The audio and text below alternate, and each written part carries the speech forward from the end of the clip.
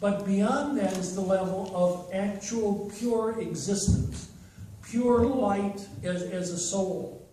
And it's that light within the soul that's capable of standing directly before God. Because at that level, it's our spark of the divine. It's who we are as an essence, who we are as part of the divine being.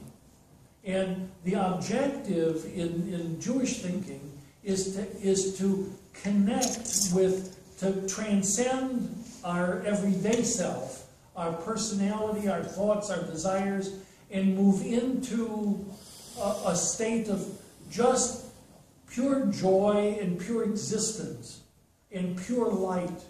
Because as souls, that's what we are. Someone asked a rabbi that I knew years ago, and I was blessed to hear his answer, that, that why does God put us in life through so much suffering and travail and aggravation and disappointment and so forth? And the rabbi's answer is we experience that because we've lost touch with who we are. And I thought, that's really an interesting answer.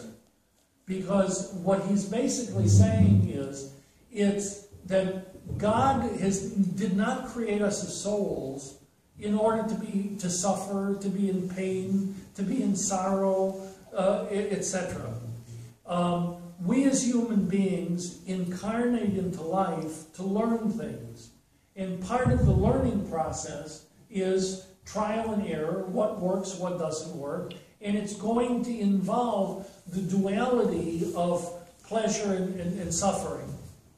But beyond the human experience is our experience, our being as souls, which transcends all of this.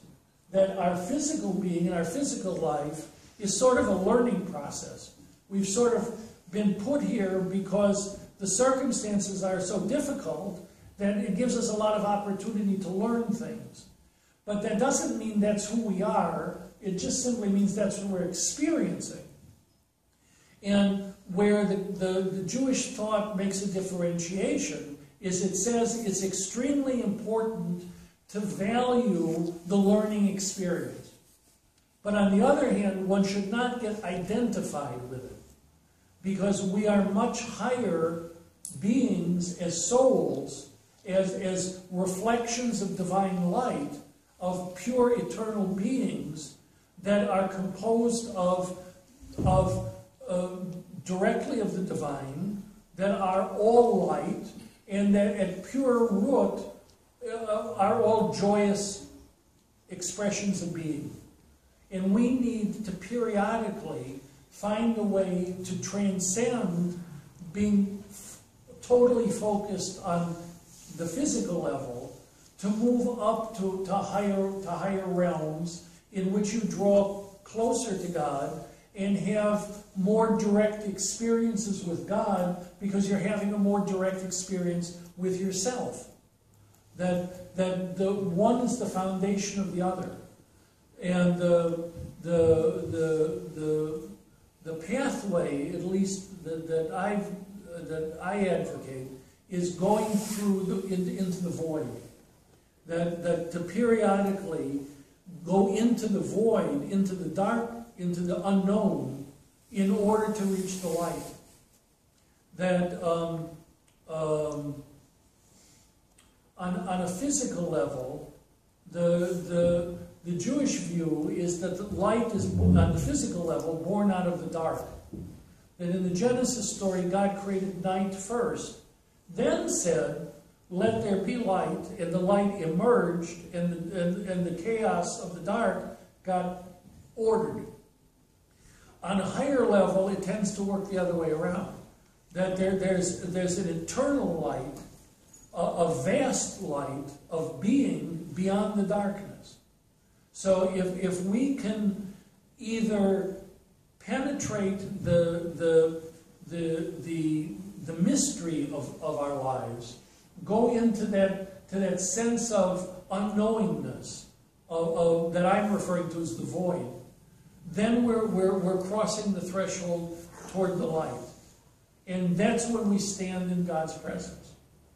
On some level, we're always standing in God's presence, but there's two different vantage points. One is from the vantage point of our life on earth, in which we're always standing in God's presence because God is always watching carefully what we're doing. God is always evaluating what we're doing, and God is also sending help when we need it and guidance when we need it. So we are, on this level, standing in God's presence. But there's another form of standing in God's presence that's on a higher level. That's what I wanted to touch on. And that is, if we can transcend periodically the limits of earthly existence, particularly while we're here, and move into the unknown, into the dark, and then into the light of who we are as souls, then we're standing directly at the throne of God. Then we're standing in the presence of God on a much higher level as pure beings. And I think that's extremely important, because if you stand periodically in the divine presence at the higher level, you bring back an enormous amount of information, of light, of love, of guidance, and of wisdom that can become, in a sense, downloaded into your practical life or your practical existence. But it's the necessity that we have of operating on both levels. You know, operating as incarnate beings, and at the same time operating and focusing as eternal beings. That we are both. The difficulty is that we tend to get too focused on being physically present and physical life, without referencing to the other half of our being, which is the infinite and eternal part of ourselves. If a person cannot find happiness and joy in the world, it's because he's stuck in the world. That the only way to find happiness and joy is you need to connect to the higher level as well.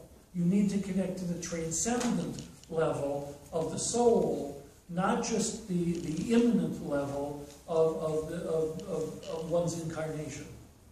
That's probably as concise as I can put it. So I'd like to do a little meditation.